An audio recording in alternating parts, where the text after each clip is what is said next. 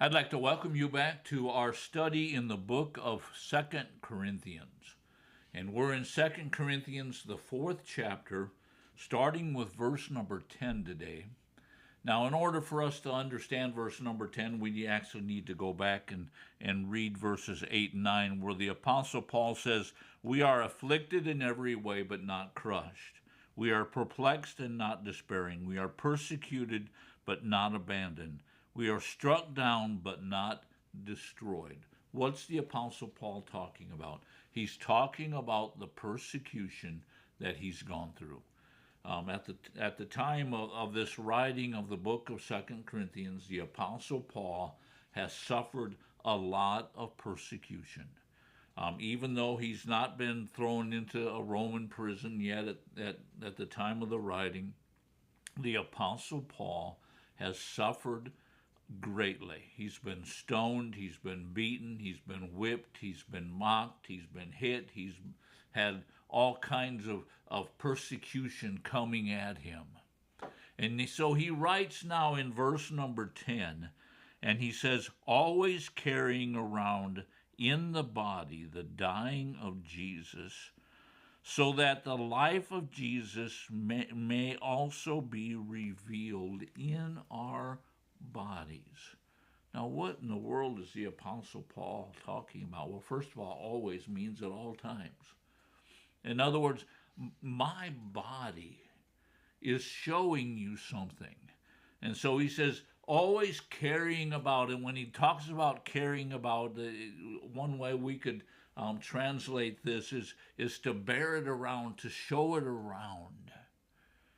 I believe the Apostle Paul had in his body the markings of persecution.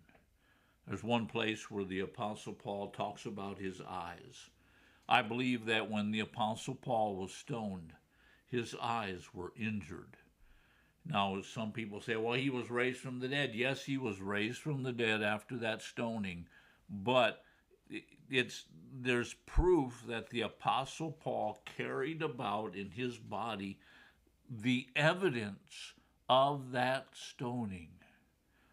So, he says, I carry about in the body the dying of Jesus. What is he talking about? The dying of Jesus. He's carrying about in his physical body the dying or the sufferings that Jesus went through. You see, I believe that one of the greatest things that a Christian can do is suffer for their faith. Now, you might be wanting to turn me off right now, and I understand that. But we need to realize that when a Christian suffers for their faith, whether it's ridicule or in some type of physical way, it shows something to those who are persecuting them. It bears or it carries about the dying of Jesus. It shows that Jesus died, but it also shows that that person is willing to die for Jesus. Now let's go on in verse number 10. So that, now I believe it's 3 times in the next 3 or 4 verses that the Apostle Paul uses this term, so that. And when he uses this term, so that, he's telling us what the purpose is. What is the purpose of carrying about in our bodies the dying of Jesus? So that the life of Jesus also may be manifest in our bodies. Why is Paul carrying about and showing off this evidence of being persecuted for Jesus' sake?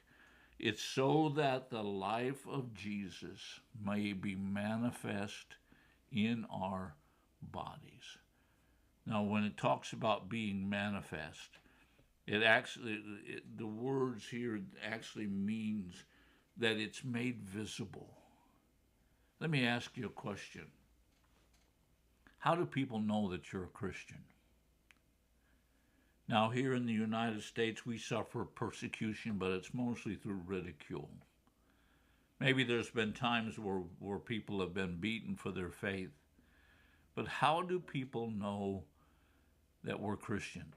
Well, how is it made manifest? How is it made visible that the life of Jesus is in us? It's made visible through the things that we've gone through. Going through things like persecution, and we're still standing, and we're still serving the Lord, and we're still ministering to other people. You know what? Those things speak out, and they show people the life that Jesus has placed within us. Now, moving on to the next verse number 11. For we who live are constantly being delivered over to the death for Jesus' sake. What's the Apostle Paul saying? He's saying those of us who are still alive. You see, at this point, there's been thousands and thousands of Christians already killed for their faith. In the world that we live in, thousands and thousands of Christians are dying for their faith. But for those of us who are still alive, and so Paul says, for we who live are constantly being delivered over to the death for Jesus' sake. What's he talking about? What kind of death? The death that comes from persecution. We are constantly in this place where we could give our lives. I think about the brothers and sisters in Nigeria and other parts of the world that are losing their lives for the sake of the gospel. What's happening? Well, they're being delivered over to death for Jesus' sake. Now, again, we see these words, so that the life of Jesus may be manifest in our mortal flesh. What happens when a person dies for their faith? The people that are persecuting them are seeing the life of Jesus. They're seeing and it's being made visible, the life of Jesus. You remember the first martyr, and he was martyred for his faith. But as he was there dying, people were seeing the life of Jesus. Now let's go on quickly to verse number 12, and it says, so death works in us, but life in you. What's Paul saying? He's saying we're coming to the point of dying. The Apostle Paul, not too many years later, outside the city of Rome, is going to give of himself. He's going to have his head removed from his body. He's going to die. And so he says, so death works in us. It's going to happen, Paul's saying. But then he makes this last statement, but life in you. We're going to talk this week about how persecution actually enhances the gospel. I hope that you continue to listen to us. And some people might say, well, that's so morbid. Well, it's morbid only because we don't understand what happens when a believer is persecuted. So join us as we continue our study in the book of 2 Corinthians. Thank you for watching.